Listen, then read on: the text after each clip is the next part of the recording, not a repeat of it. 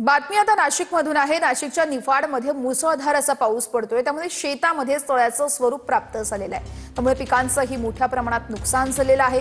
कांदा, द्राक्ष, मका, सोयाबीन आणि टोमॅटोचं देखील मोठ्या प्रमाणात नुकसान झालेलं आहे। आणि ही ड्रोन दृश्य आपण बघू शकतोय। नाशिकच्या निफाडमध्ये पावसामुळे पिकांचं अतोनात नुकसान झालेलं आहे। त्यामुळे नाशिकमधील सगळ्या शेतकऱ्यांची पुन्हा एकदा चिंता वाढली आहे। सरकारने लवकरात लवकर नुकसानीचे पंचनामे करावेत आणि नुकसान भरपाई द्यावी अशी मागणी सगळ्याच शेतकऱ्यांकडून केली जाते।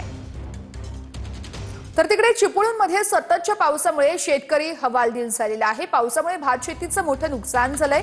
नुकसान भरपाई देण्यासाठी यावेळेस शेतकऱ्यांनी सरकारकडे मागणी केली आहे। भात पीक वाचवण्याचं शेतकऱ्यांसमोर आता मोठं आव्हान उभं ठाकलेलं आहे। या संदर्भात आमच्या प्रतिनिधींनी अधिक माहिती घेतली आहे, बघूया।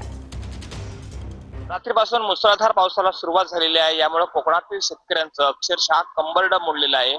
आपण या दृश्यांमधून पाहू शकताय, अशा पद्धतीने रस्त्यावरती कापलेलं भात पीक हे वाळवण्यासाठी ठेवलं होतं। मात्र सगळं पीक जे आहे हे लागणाऱ्या मुसळधार पावसामुळे अशा पद्धतीने खराब व्हायला लागलंय। जसा पावसाचा जोर वाढत गेला तसा तसा शेतकरी आपलं भात पीक वाचवायला पुढे आला।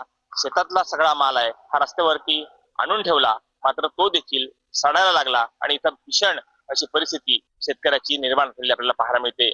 सध्या शेतकरी सरकारकडून आपल्याला मदत मिळावी याच आशेवरती आहे।